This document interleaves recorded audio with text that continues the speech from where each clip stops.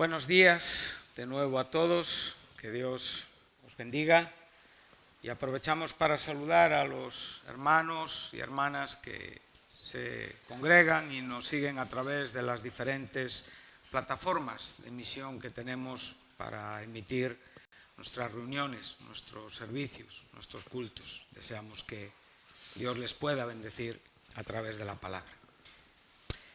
El título de mi sermón para esta mañana es Un mundo que agoniza. Este es el título que he puesto a este sermón en la reflexión que a lo largo de esta semana he tenido en mi corazón, en mi vida, tratando de comprender los asuntos que me rodean, las circunstancias, las situaciones, las diferentes opiniones, relaciones, conversaciones que me ayudan a equilibrar mi vida y, por supuesto, fundamentarlas en la principal ayuda que tengo y que tenemos, que es el bendito y santo Espíritu de Dios.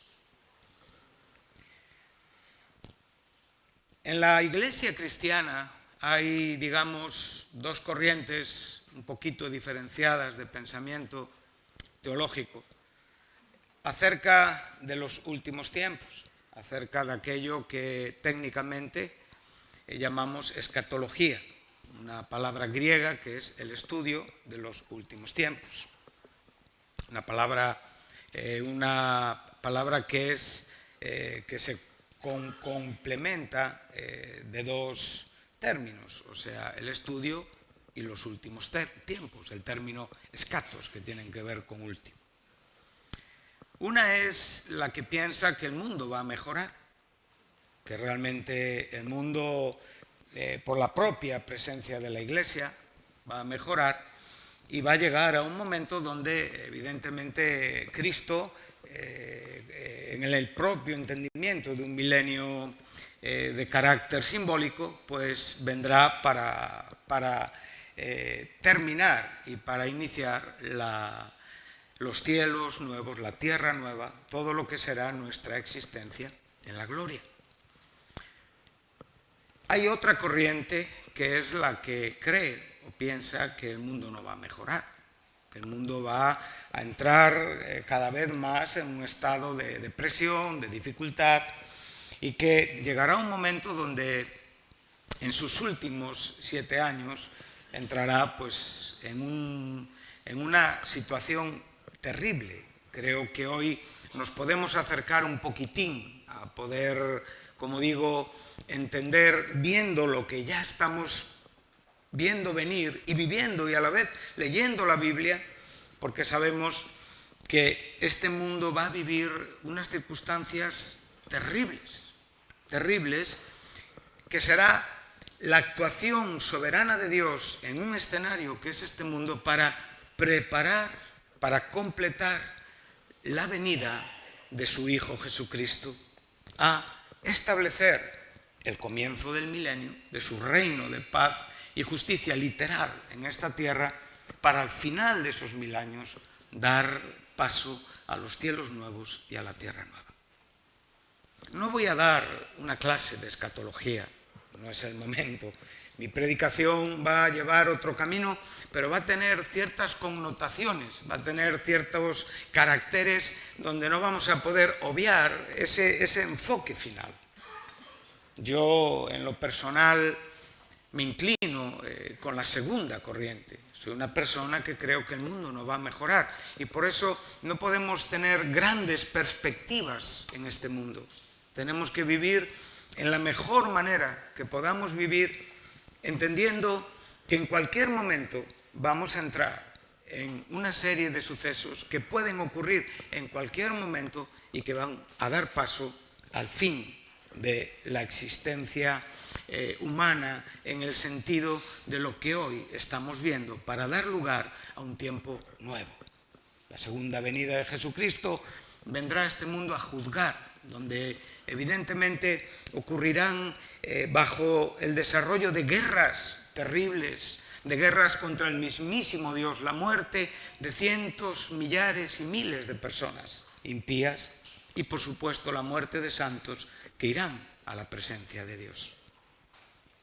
Muchas cosas no las podemos explicar con exactitud porque sería incurrir en un dogmatismo totalmente equivocado y en una confianza en la propia comprensión de nuestras mentes. Hay muchas cosas que un día sabremos cómo son porque las veremos, porque las experimentaremos y porque en ese momento la experiencia no dejará ninguna duda en cuanto a lo que hoy tiene que ver con nuestra fe, nuestra esperanza o incluso nuestros propios entendimientos del tiempo final de este mundo.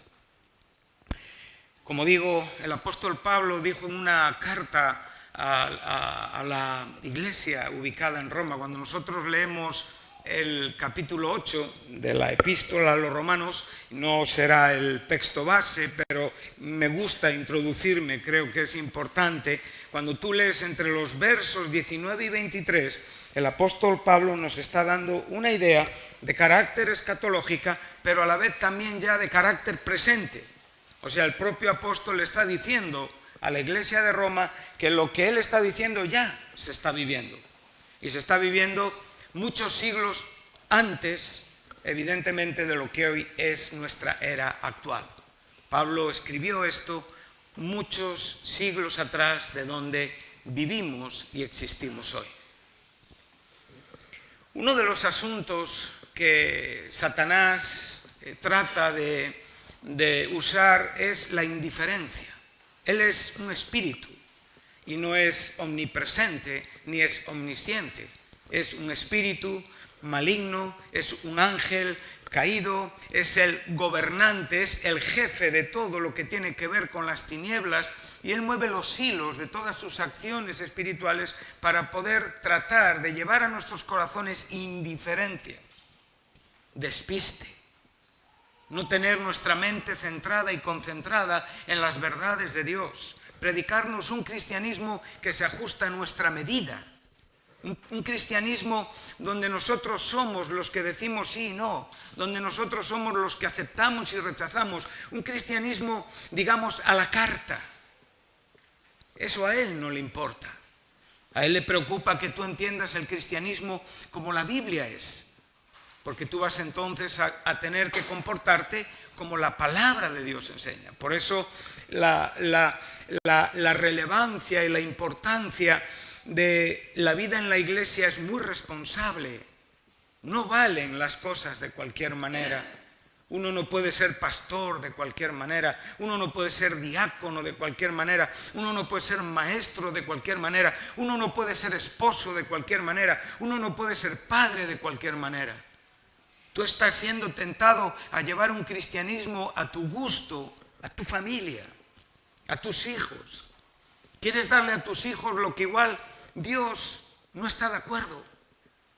Pero tú eres padre y crees que tienes ese derecho, lo cual es una gran verdad, pero una verdad que tiene letra pequeña y que se debe de entender con mucha oración y evidentemente con mucha actitud e inquietud espiritual que a veces nos falta a todos. En esta mañana quiero decirte que por un momento dejes de preocuparte por tu aspecto, por tu ropa, por tus negocios, por cómo va a quedar el Madrid y el Barça, por cómo realmente va a ser tu noviazgo, por cuándo te vas a casar, que saques un momento tu mente de tu propio futuro para centrar tu mente en Cristo Jesús, en su palabra, en su verdad, la cual tiene poder para hacernos renacer, para darnos crecimiento, para poder darnos esa vitamina, esa influencia tan necesaria para el día de hoy. Y Pablo le está diciendo a la iglesia de Roma en el primer siglo de nuestra era. Hoy estamos ya en el 2022, muchos siglos después. Él ya decía que la creación, o sea, que el mundo, que los cielos, que la tierra están sufriendo, están gimiendo, están viviendo una experiencia donde tienen el deseo ardiente de ver la manifestación de los hijos de Dios, la libertad gloriosa de los hijos de Dios.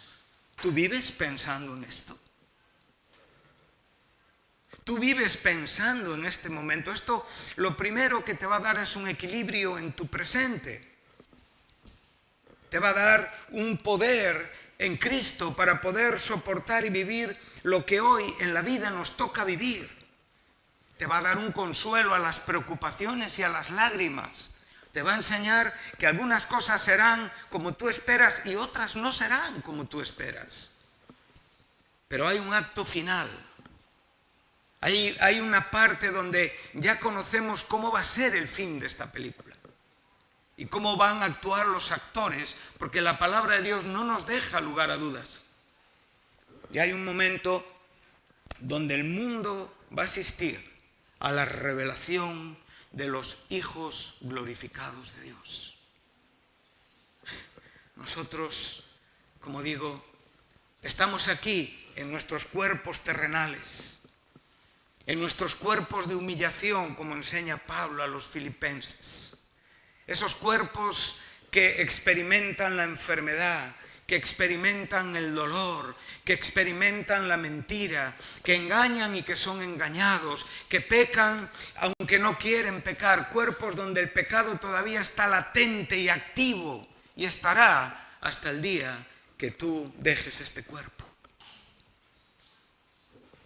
Entonces cuando nosotros estamos contemplando esa realidad, también tenemos que contemplar nuestro presente, porque en nuestro presente hay un activo fundamental e importante para poder esperar en una forma honesta, en una forma correcta, honrada, adecuada, esta gloriosa verdad. Mira, la creación está gimiendo por la propia esperanza. La creación está sujeta a la propia vanidad que el Dios soberano la sujetó por causa del pecado. O sea, el pecado está por doquier, el pecado cada vez está siendo más claro, más evidente, más manifiesto. Las caretas se van a sacar de las caras de aquellos en los que confiamos y veremos las realidades. Nosotros somos muy ingenuos. Somos a veces muy faltos de comprensión y de entendimiento todos, y fácilmente somos engañables. Fácilmente somos llevables hacia un error, porque no tenemos esa comprensión que solo Dios tiene. Pero a veces percibimos, a veces sentimos, a veces Dios nos descubre bajo la luz de su Espíritu Santo realidades para que podamos actuar en consecuencia. El mundo, la creación natural de Dios, que no tiene alma, que no tiene el Espíritu Santo, gime, se comporta exhibiendo un dolor, pero con una esperanza, porque saben que ese dolor terminará cuando los hijos de Dios sean manifestados. Y ahí, como bien nos enseña el apóstol Juan, donde dice, a día de hoy, tú tienes que hacer caso a ese capítulo 3 de la primera carta del apóstol Juan, donde ya en el versículo 1 te está recordando, mira, cuánto amor te ha dado el Padre. Cada domingo aquí sentado, el Padre está mostrándote su amor, pero tú has estado aquí sentado y te has ido a pecar, y te has ido a drogarte, y te has ido a fornicar, y te has ido a vivir como te ha dado la gana, y hoy estás de nuevo aquí. ¿Cuántas personas puedo contar aquí en esta mañana que ya tienen idas y vueltas? Y una vez más el amor del Padre está aquí, dirigiéndose hacia ellos. Mira cuánto amor te ha dado el Padre. Si desde el día que creíste en Jesucristo no has movido tu vida de la fe, de los fundamentos, da mucha gloria a Dios, porque la gracia de Dios ha sido muy buena contigo. No seas orgulloso, no te jactes de lo que has obtenido. Mira cuánto amor te ha dado el Padre para que te llames hijo de Dios. Él nos recuerda, ¿verdad? El mismo Juan nos enseña que a los suyos vino, al pueblo que Dios había escogido, al pueblo que le tenía que esperar, al pueblo que le tenía que reconocer, al pueblo que le tenía que admirar, al pueblo que le tenía que reverenciar, al pueblo que le tenía que adorar, pero no le recibieron. Pero aquellos que le recibieron, les dio la gracia, esa potestad maravillosa de ser llamados hijos de Dios. No engendrados de carne ni sangre, no engendrados del buen hacer de ningún predicador, no engendrados del buen hacer de ningún hermano ni de ningún ser querido, sino engendrados por Dios. Mira cuánto amor te ha dado el Padre. Esto es una gran responsabilidad. ¿Cómo vas a rebajar tu cristianismo? ¿A dónde lo vas a adaptar? ¿Qué vas a permitir en tu casa a tus hijos que ven en la tele? ¿Cómo viven en la sociedad? ¿Qué les enseñas? ¿Qué les permites?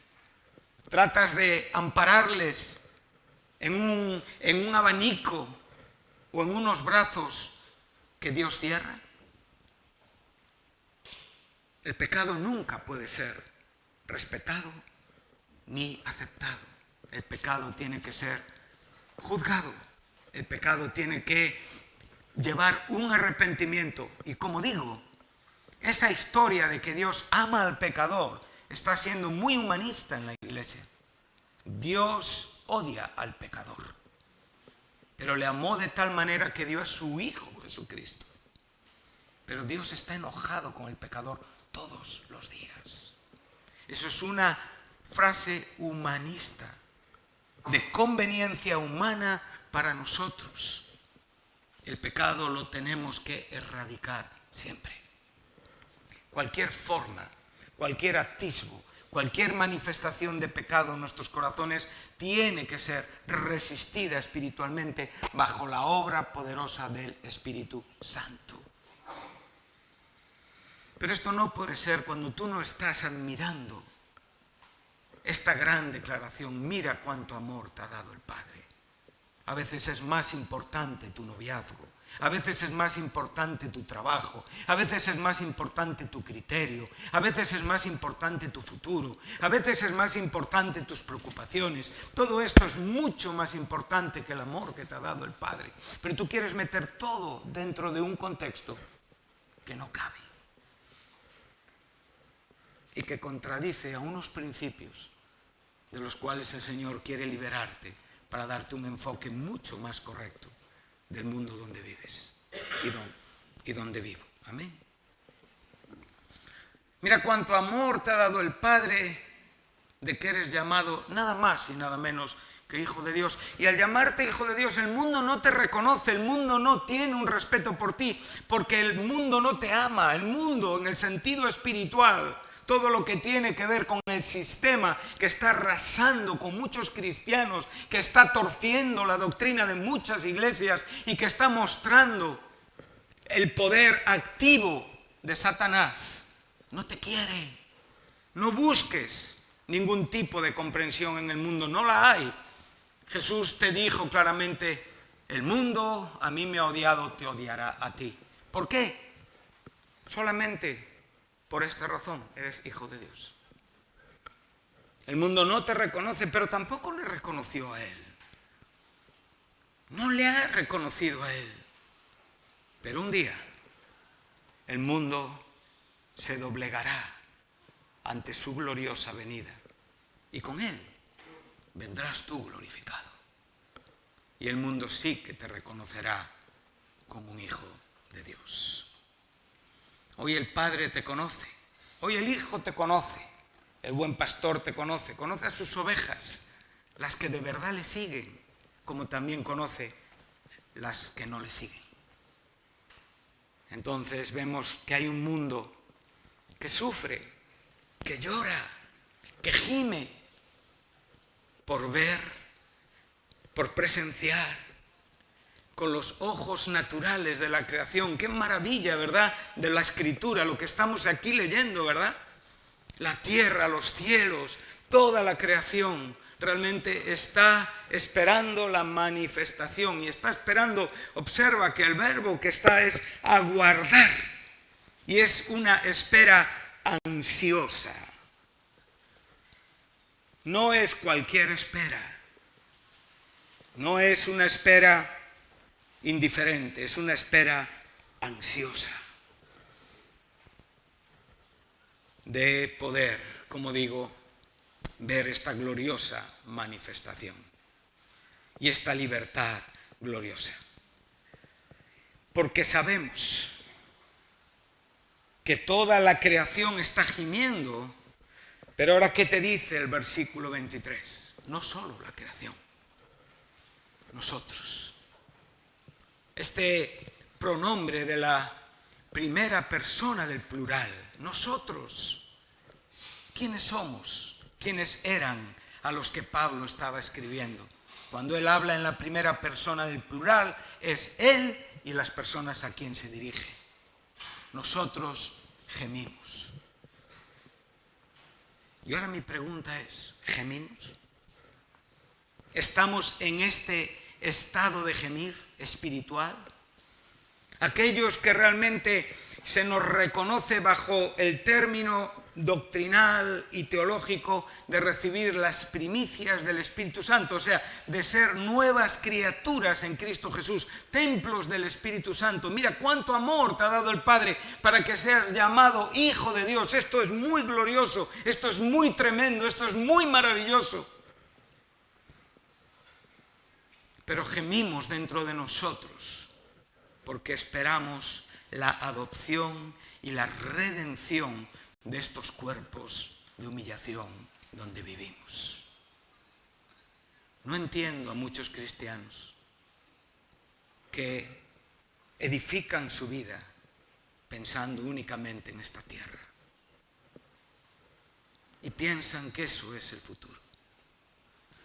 Yo no estoy diciendo que no tengas deseos para con tus hijos.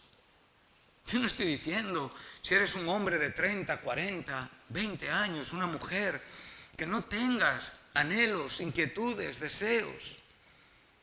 Pero lo que te digo en esta mañana es que gimas.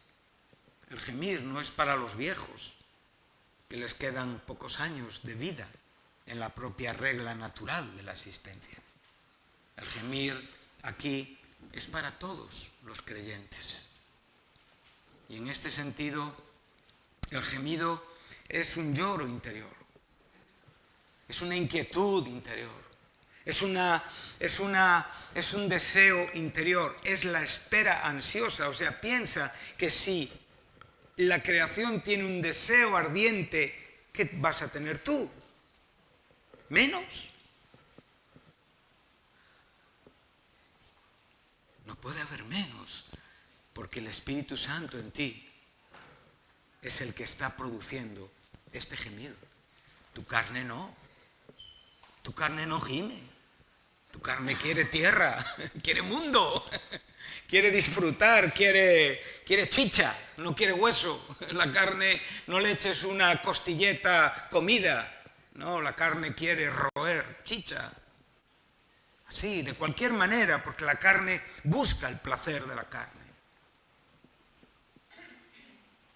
Pero el Espíritu, la vida del Espíritu Santo en nosotros, gime por esta realidad.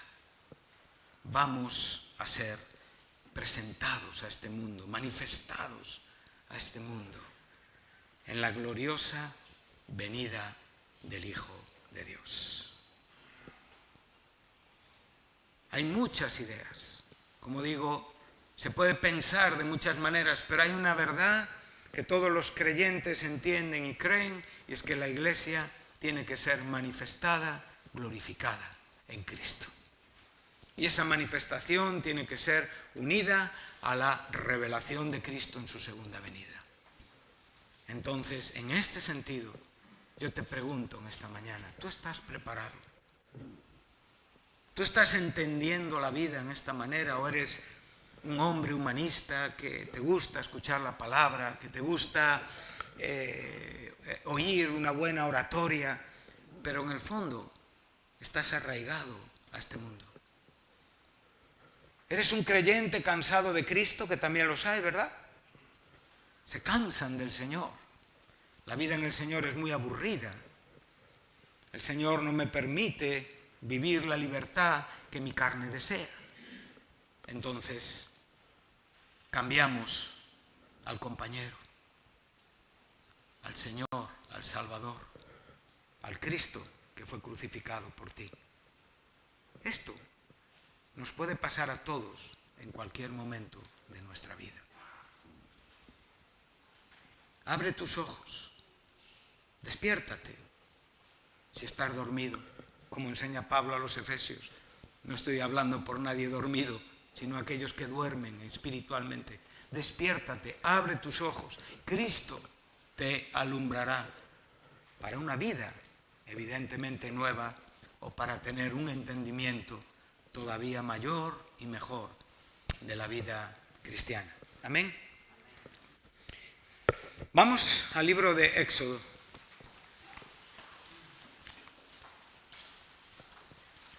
Y vamos al primer capítulo.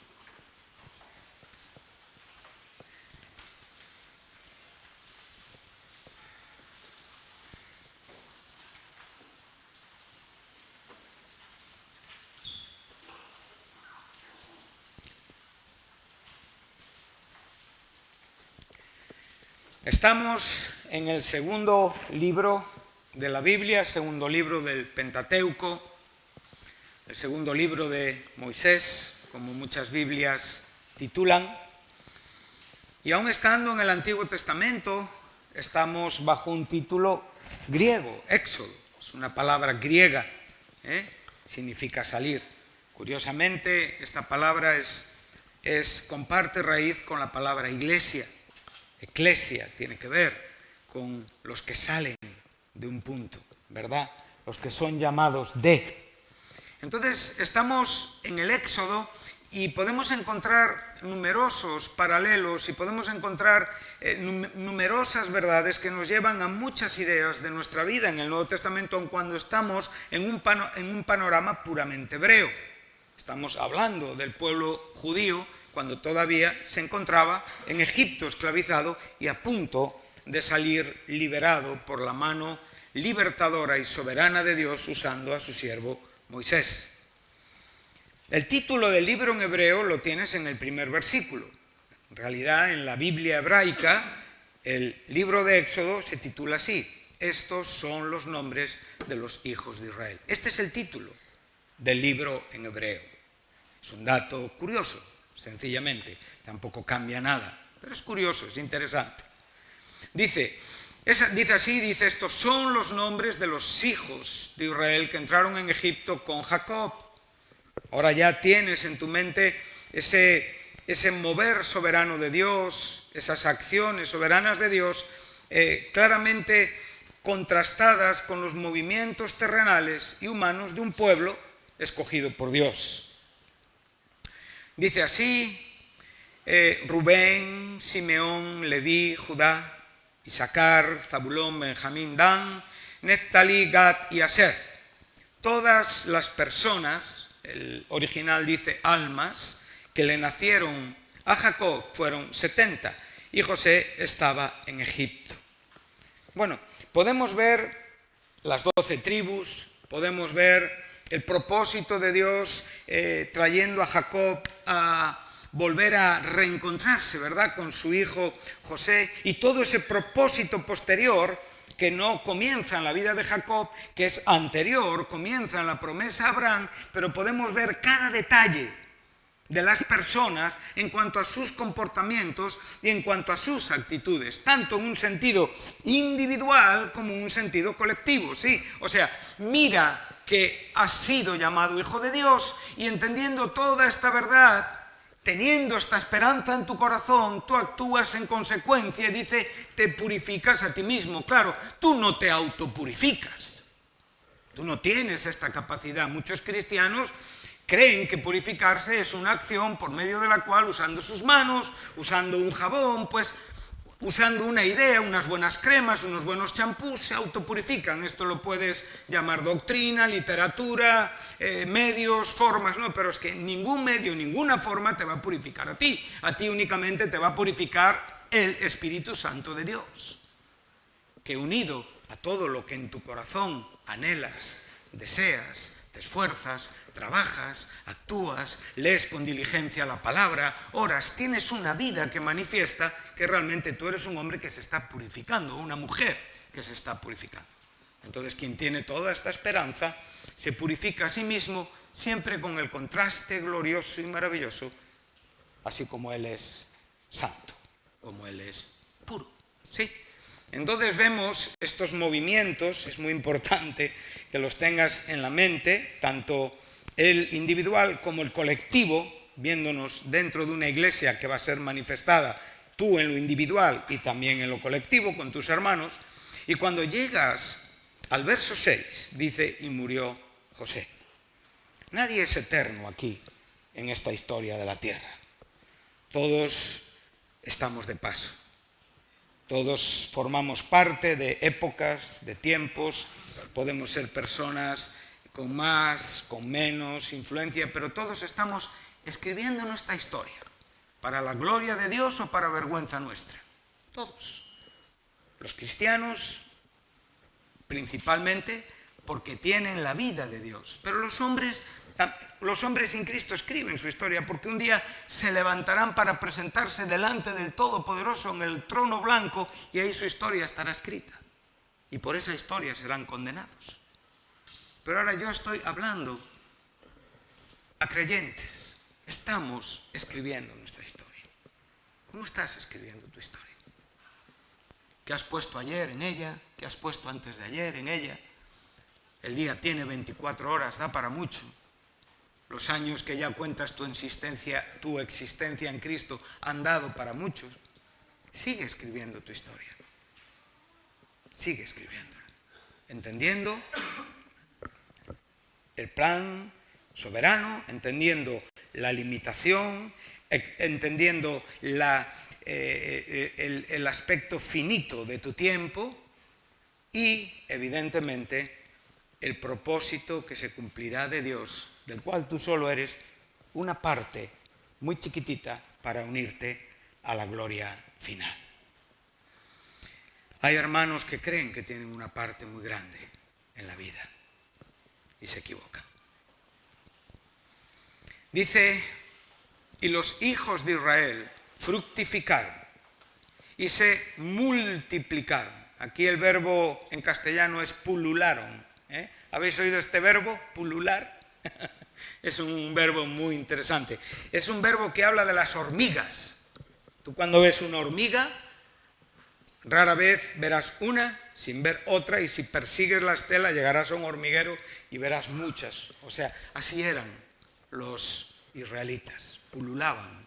O sea, se multiplicaban, fructificaban, ¿verdad?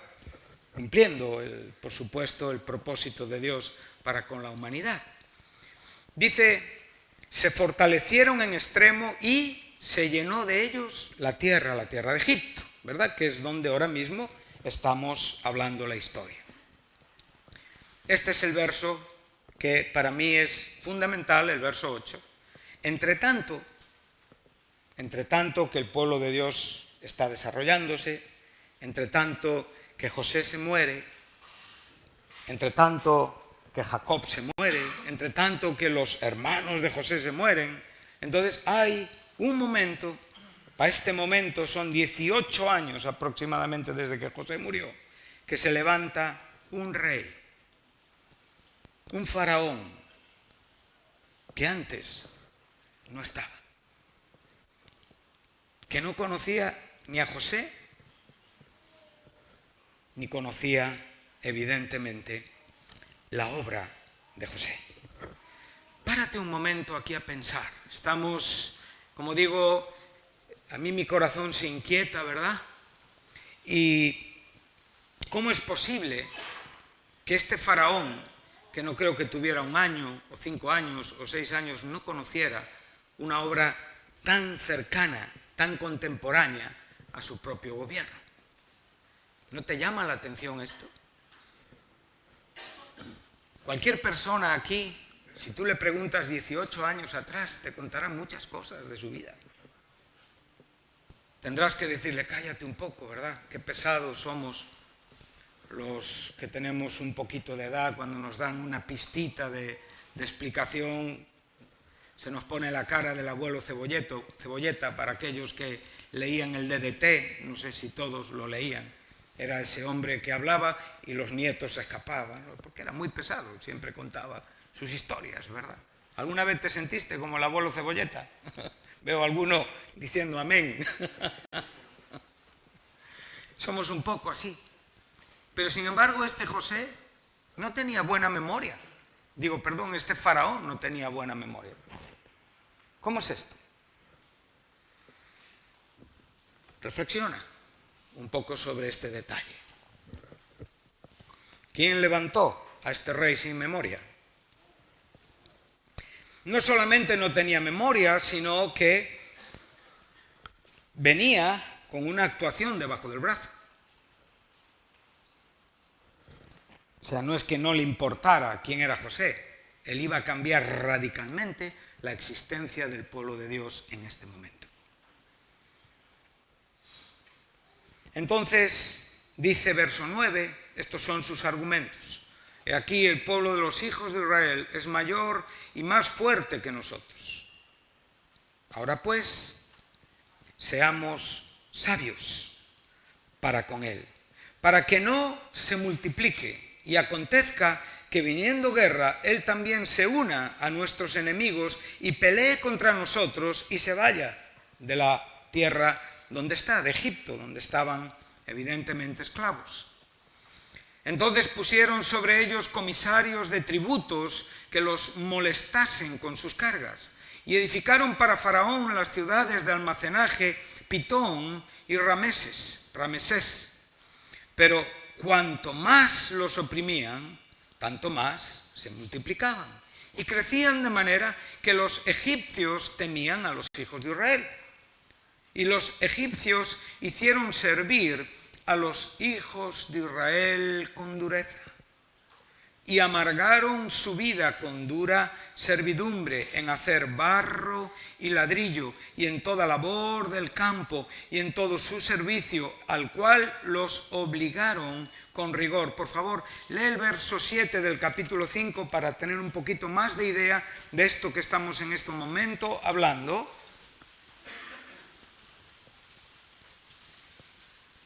Este es el mandato del faraón. Dice, y de aquí en adelante, esto podría ser una continuación del 2.14 que estamos leyendo, ¿verdad? Dice, y de aquí en adelante no les vais a dar paja al pueblo para hacer ladrillo, como hasta ahora. Vayan ellos y recojan por sí mismos la paja. Pero no solamente que recojan la paja, sino le vais a imponer la misma tarea de ladrillo, la misma producción de ladrillo, la misma exigencia de servicio, porque están como ociosos. Por eso levantan la voz diciendo, vamos y adoremos a nuestro Señor. Esto era lo que molestaba. Esto es lo que va a molestar. Esto es lo que va a suceder en el mundo y esta es la voz que va a tratar de acallarse y de apagarse. Estamos entrando en ese escenario final. Soplan tiempos de cambio, pero no favorables para la Iglesia, porque tampoco lo son para este mundo. Yo no entiendo ¿cómo podemos estar tan enfocados hacia un futuro sin tener una reflexión sobre el presente donde vivimos? No estoy refiriéndome a vivir en las mejores condiciones que Dios nos permita. No estoy hablando acerca de tratar de poder dejar a nuestras generaciones venideras la obra en la mejor manera posible, la Iglesia en la mejor manera posible. Hablo de tener un equilibrio en el pensamiento. el cambio viene más pronto que tarde. Y el cambio viene contra la iglesia principalmente. Nosotros, como digo, el único argumento principal de Satanás es acallar a la iglesia glorificando a Cristo. No hay nada que le moleste que no sea esto. Ahora, muchas veces nosotros estamos enredados en doctrinas, queremos saber asuntos, pensamos que controlamos asuntos, pero no nos preparamos para este momento. Llenamos la mente de conceptos teológicos e intelectuales, pero no preparamos el espíritu para ellos. Para el momento donde en este mundo empiece a manifestarse con más fuerza y con más potencia el anticristo, preparando para desenmascarar su cara. Nosotros estamos viendo que el pueblo de Dios estaba viviendo posiblemente no en su totalidad, pero sí en una gran mayoría olvidado de la palabra dada a Abraham y de la palabra dada evidente que estaba recibiendo Moisés para venir a predicar. El pueblo ya se había acostumbrado a un escenario donde esta es la vida y así tiene que vivir la iglesia. Y bueno, pues, como digo, si nos quedamos como estamos, estamos bien. Pero esto no es verdad, no vamos a quedarnos como estamos, olvídate. Este faraón iba a actuar y a este pueblo que estaba absolutamente esclavo, un pueblo que estaba aceptando incluso en una fe esa esclavitud y a la vez produciendo una bendición de Dios, extendiéndose, fructificando, fortaleciéndose en la tierra donde eran esclavos, porque el plan soberano de Dios estaba actuando. Nosotros muchas veces únicamente vemos nuestra fe, pero tu fe es una parte con la que tú puedes entender un espectro mucho más amplio de la soberanía de Dios. Dios estaba obrando soberanamente, como Dios está hoy obrando soberanamente. Pero eso no significa que yo esté preparado para la actuación soberana de Dios en este mundo.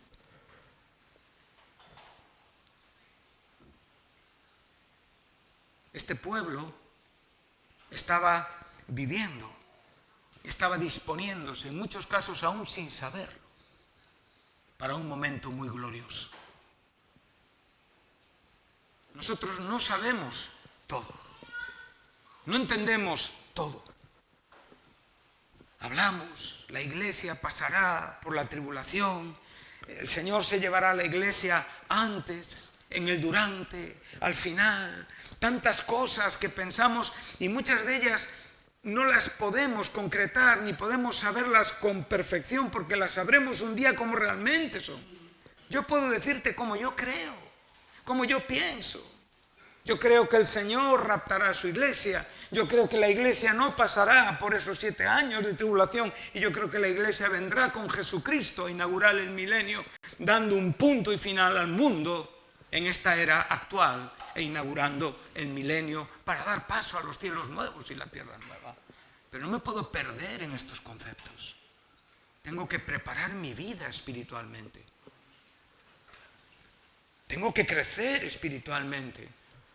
Tengo que tener cada día más conciencia de Dios y de su realidad.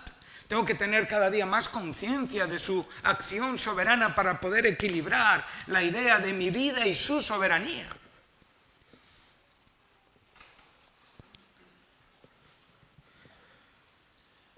Muchas veces, sin darnos cuenta, creemos que tenemos la mente de Dios. Y eso es un desafío que trajo la ruina a la raza humana. Seréis como Dios, le dijo Satanás a nuestros primeros padres.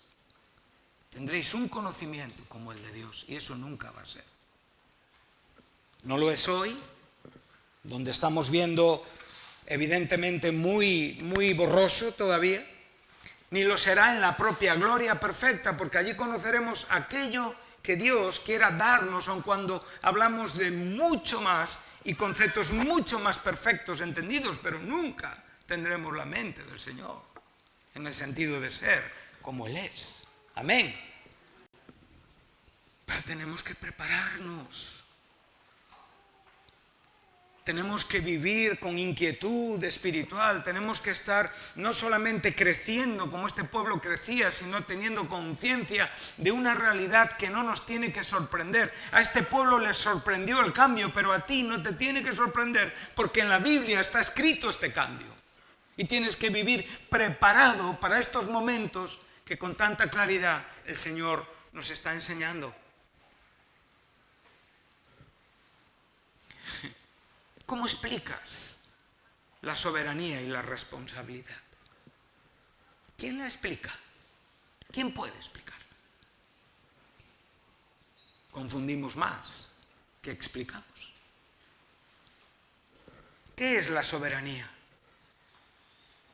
Es el plan inmutable de Dios, un plan que no sufre ninguna alteración en su propósito. Ninguna alteración en su propósito. Amén. Sucede tal y como Él lo decide. Si Él obra cambios, están en su sola potestad y soberanía. Obedecen al decreto eterno de Dios, obedecen al consejo anticipado de Dios. Y esto es una situación que tú no puedes abordar porque no tienes capacidad para poder comprenderla. Tú únicamente tienes que aceptar esta verdad plenamente desde tu fe, desde tu corazón, para poder vivir como un cristiano. Pero no puedes asomarte al balcón de una explicación que nos supera, que absolutamente no podemos explicarla. Pero por otro lado, el hombre es responsable, cada acción del hombre es responsable, cada acción del hombre va a tener un efecto, va a tener una consecuencia. Y esta es otra verdad completa. Jesús, en el fin de sus días terrenales, antes de morir en la cruz, dijo: todos me abandonan. Eso es dolor humano. Pero en la misma manera dijo al Padre: todos los que me diste, no se pierde ninguno. Eso es soberanía divina. Él en Getsemaní oró al Padre y dijo: te pido por los que van a creer por la predicación de estos. Esto es soberanía. Pedro, en los capítulos 2, 3 y 4 del libro de los Hechos, nos enseñó perfectamente esto. Vamos a leerlo un momento.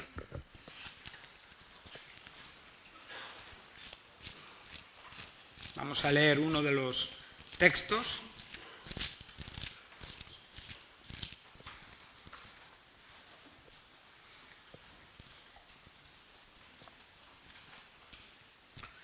El versículo 23 del capítulo 2, si tú puedes, como digo,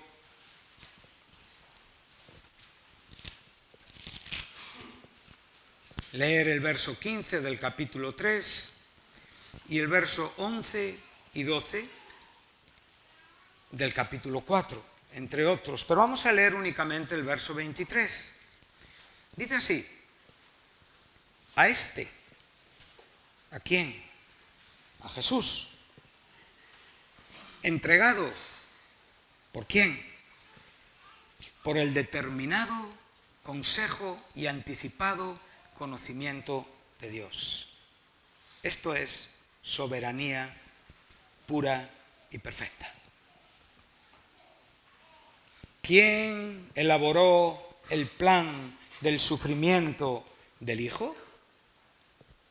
Diríamos correctamente el Padre y diríamos correctamente la trina deidad de Dios. O sea, el Padre, el Hijo y el Espíritu Santo en la eternidad anterior determinaron, elaboraron, decidieron y manifestaron el propósito redentor entregando al Hijo Jesucristo a morir en la cruz del Calvario. Esto no lo hizo ningún hombre, esto lo hizo solo Dios, el Dios Trino. Amén. Esta idea tiene que estar fuerte en nuestros corazones, porque si no vamos a divagar en explicaciones que mezclan lo humano con lo soberano y al final no sacamos más que confusión. Yo tengo que decir, la soberanía es absolutamente perfecta e inmutable. Y yo tengo que decir y creo plenamente que yo he sido escogido desde antes de la fundación del mundo para ser santo y sin mancha delante de Dios. Pertenezco a las ovejas que el pastor llamó. Pertenezco a las ovejas que oyen la voz del pastor. Pertenezco a las ovejas que le siguen. Pertenezco a las ovejas que el Padre le dio y que no se perderán. Esto lo tengo que declarar con todo mi corazón. Esto es soberanía de Dios. Pero por otro lado, creo que el hombre tiene que responder al Evangelio. Creo que el hombre tiene que arrepentirse y tener fe. Creo que el hombre tiene que ser santificado, regenerado. Y si no responde, la responsabilidad cae sobre él. Y será un reo del infierno por su actitud irresponsable hacia Dios. Creo firmemente en esta otra verdad. Y sé que estas dos verdades bíblicas, difícilmente explicables, no cuando las separamos, sino cuando las mezclamos.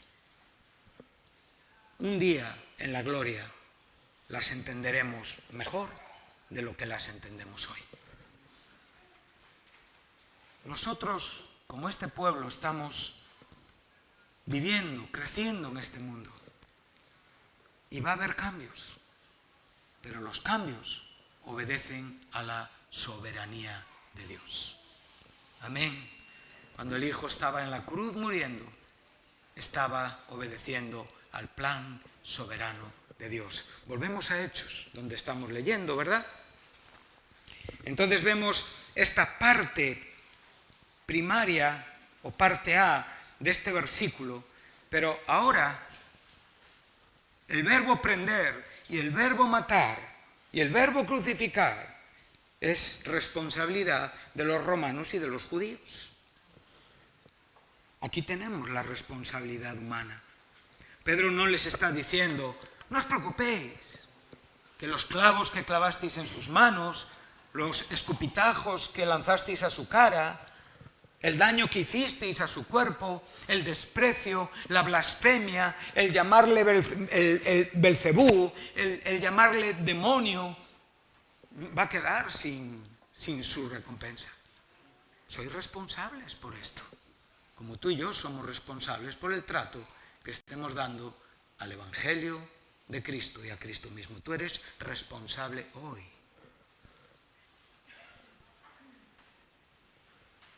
La soberanía no es afectada por tu conducta, nunca lo va a ser. No te engañes a ti mismo. Tu conducta está marcando tu propia experiencia futura. No te engañes, Dios no puede ser burlado. Todo lo que estás sembrando para ti o para Dios tendrá su recompensa, para la gloria o para la condenación. Dios nos va a pedir cuentas de todo, absolutamente de todo. No va a excluir nada en nuestra vida.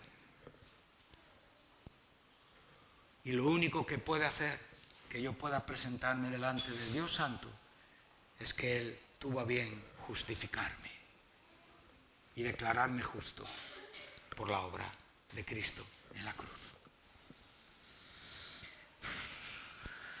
Tremendo, ¿verdad? Es muy glorioso, muy maravilloso.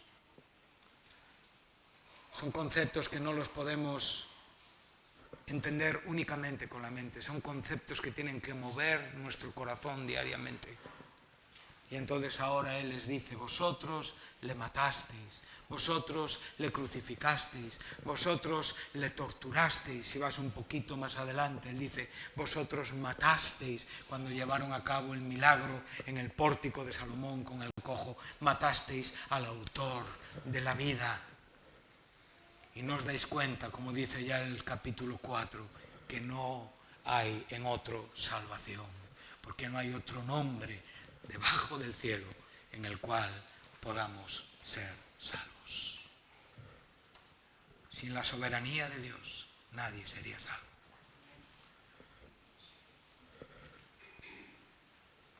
¿Dónde fundamentas tu predicación, hermano?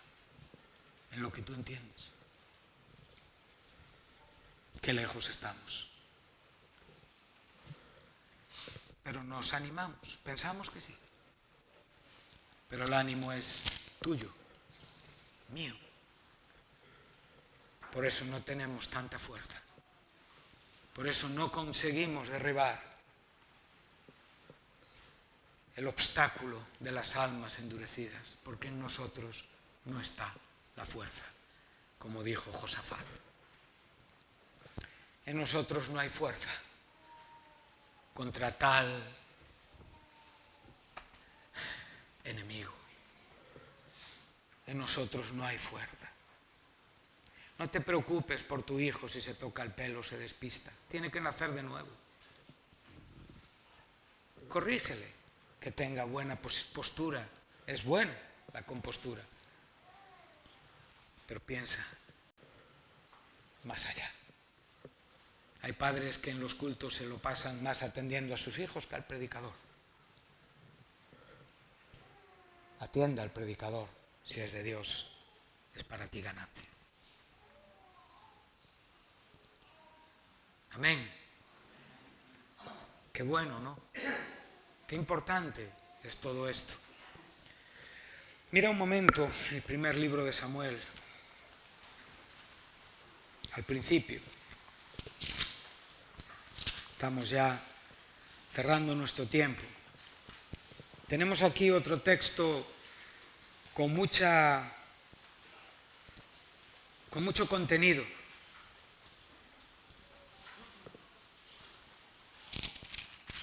Vamos al capítulo 2.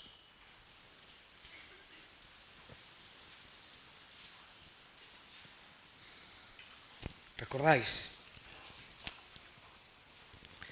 Para los hermanos que todavía me acompañan y que les agradezco mucho su corazón, a veces encuentro mucho ánimo.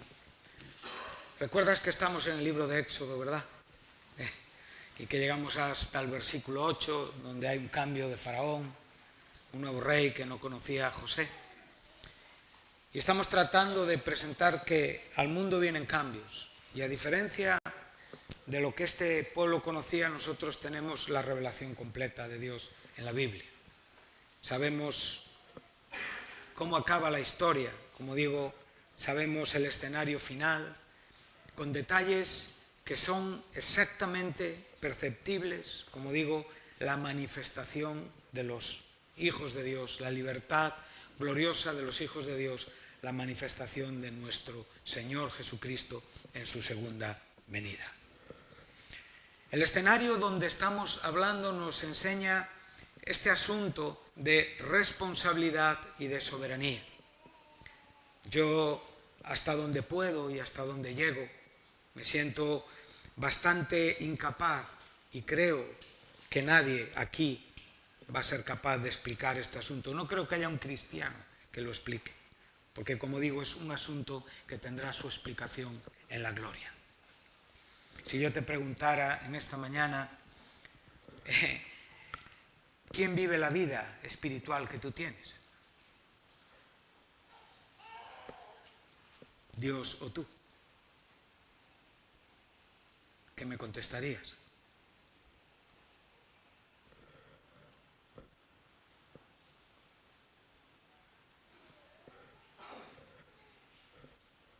Pregunta bien sencilla, ¿no? ¿Tú? ¿Quién la produce?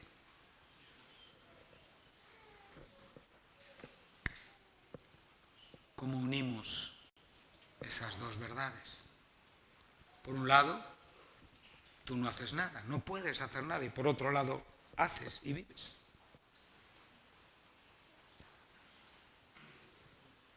Bonito, ¿eh?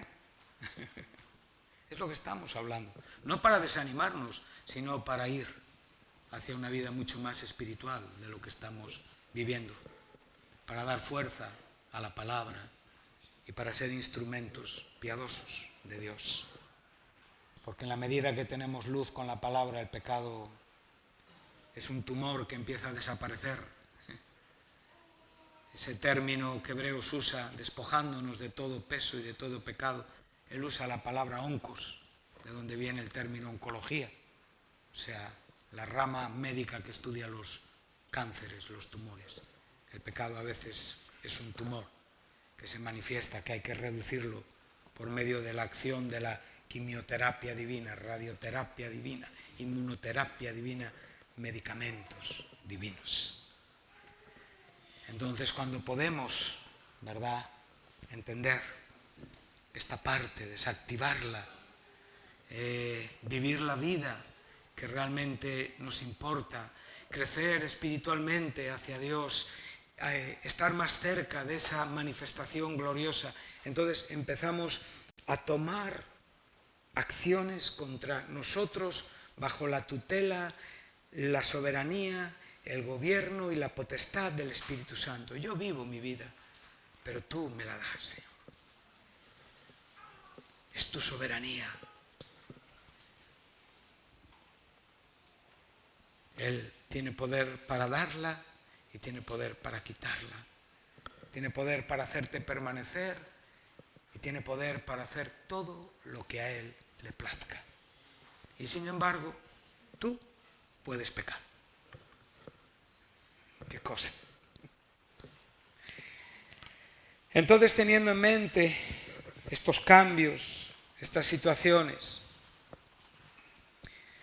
vemos un momento cercano, no tan lejano, ¿verdad?, al que estamos leyendo en Éxodo, históricamente más cercano que lo que leímos en Pablo a los romanos y en Lucas, en el libro de los Hechos. Samuel crecía, verso 26, y estaba siendo aceptado por Dios y también tenía un buen testimonio delante de los hombres. Qué bonito. Ese Samuel es un tipo de Jesucristo en su juventud. Y vino un varón de Dios a Elí, este hombre honrado, este sacerdote honesto, pero afectado por una permisividad equivocada. Él abrió en su vida espacios erróneos.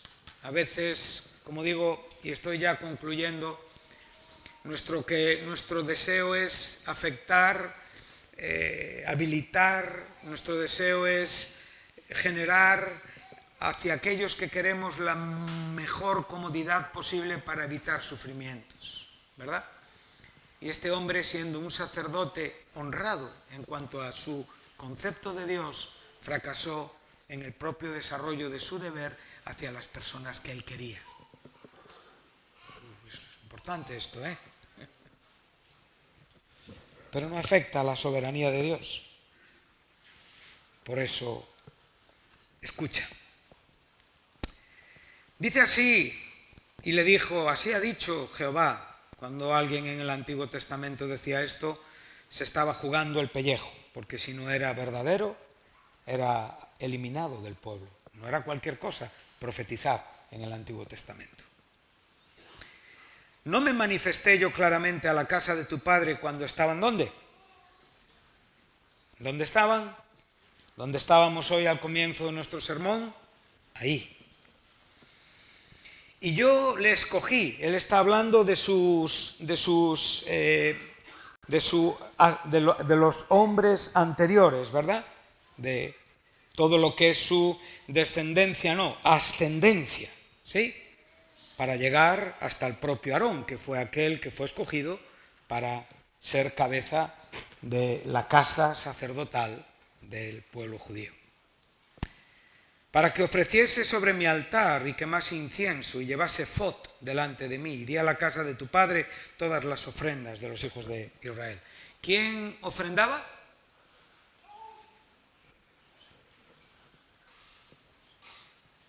¿Quién sacrificaba?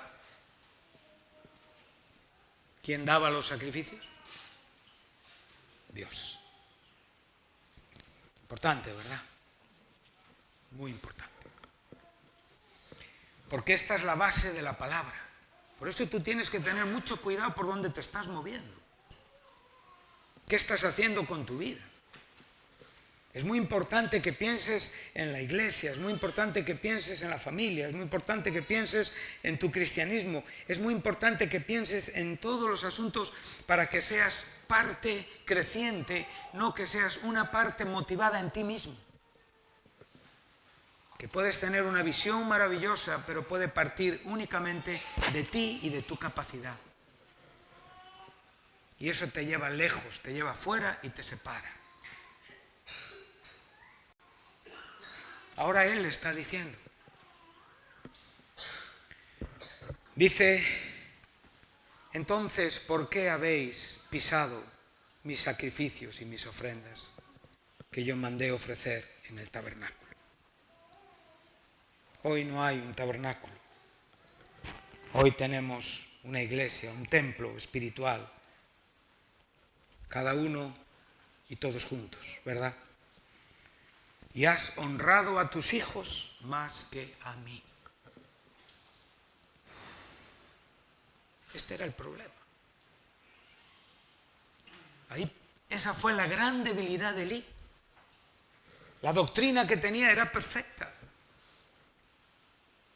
El entender sacerdotal era perfecto, pero su debilidad eran sus hijos.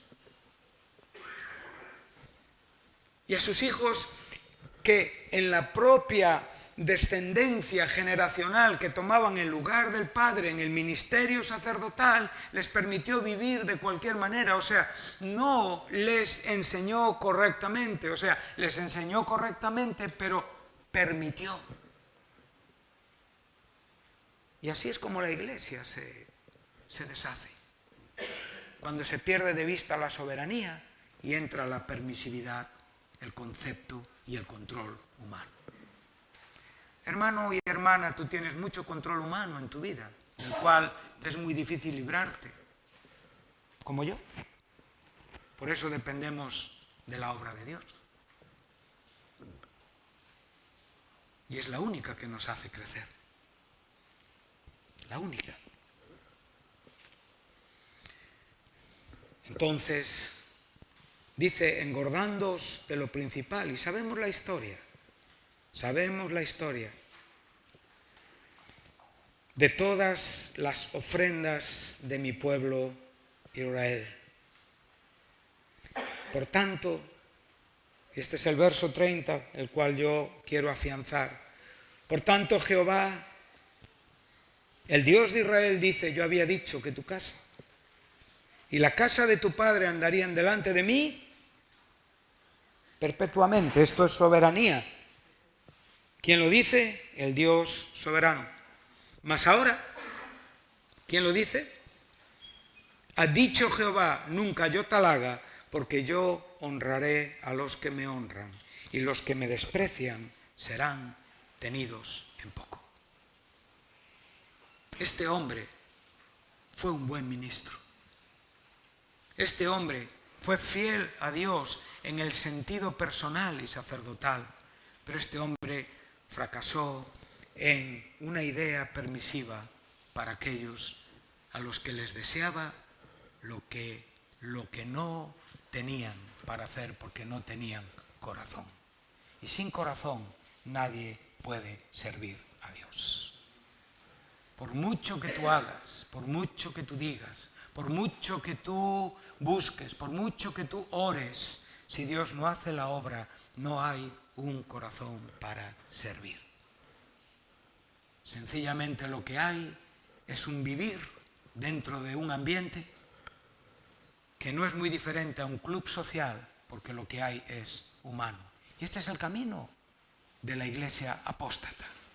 Este es el camino que tenemos que evitar para ser la esposa del Cordero, para vivir espiritualmente con una idea correcta y profética en este mundo, comprendiendo la soberanía de Dios y comprendiendo nuestra responsabilidad.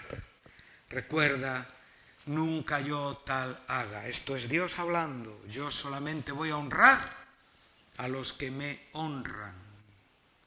Y los que me desprecian serán tenidos en poco. Si alguna vez has sentido el desprecio de alguien y te ha molestado, esto es infinitamente, mucho más pequeño que sentir el desprecio de Dios. Y si quieres saber qué es el desprecio de Dios, mira la cruz, cuando el Hijo dice al Padre: ¿por qué me has desamparado? ¿Por qué has cargado sobre mí el pecado? ¿Por qué me haces ser el justo para sustituir, redimir y perdonar a los injustos? No tengamos en poco al Señor. Amén. Vienen días en que cortaré tu brazo y el brazo de la casa de tu padre, de modo que no haya anciano en tu casa. Verás tu casa humillada mientras Dios colma de bienes a Israel, y en ningún tiempo habrá anciano en tu casa. ¿Israel será colmado de qué? Para la iglesia, ¿qué habrá? Bienes. Esto es soberanía. Pero para la mala praxis de Elí, de Ofni, de Fines, sus propios hijos, que hubo un fin ministerial. Recuerda que aún el soberano Dios, para unos tiempos un poquito más adelante, les abrió un pequeño ministerio donde servir a la descendencia de Elí. Esto también es soberanía y gracia de Dios. Pero tenemos, por favor, que entender, abrir los ojos y comprender la grandeza, la responsabilidad de lo que nosotros hoy vivimos. ¿Quién es Dios? ¿Quiénes somos nosotros? La inmutabilidad de su persona y la responsabilidad de la nuestra. Que Dios nos ayude, queridos hermanos. Tomemos en serio la palabra, desconfiemos de nuestras maneras, seamos humildes, no somos perfectos ninguno, no sabemos todo ninguno, no entendemos todo. Hay mejores consejos que el tuyo, hay mejores ideas que la tuya, hay mejores cosas indudablemente. Aprende a oír a todos, aprende a conformarte a veces, aprende a tener comunión con los hermanos, aprende a fortalecerte en el Señor, comprendiendo que la vida viene del cielo y que a veces esa vida que viene del cielo también te la comparten hombres y mujeres que la están recibiendo de Dios. No des lugar a Satanás en tu vida. Amén. Con la ayuda de Dios continuaremos un poquito más con este tema. Creo que es un tema importante e interesante para todos nosotros. Viene un cambio al mundo. Este mundo agoniza. El Rey que se va a manifestar enseñará su cara, y aunque ese espíritu está desde que Cristo anduvo por esta tierra, un día lo veremos con mucha más claridad. Amén. Muchas gracias a todos, gracias a los que nos han seguido desde Radio Luz a las Naciones. Que Dios os bendiga.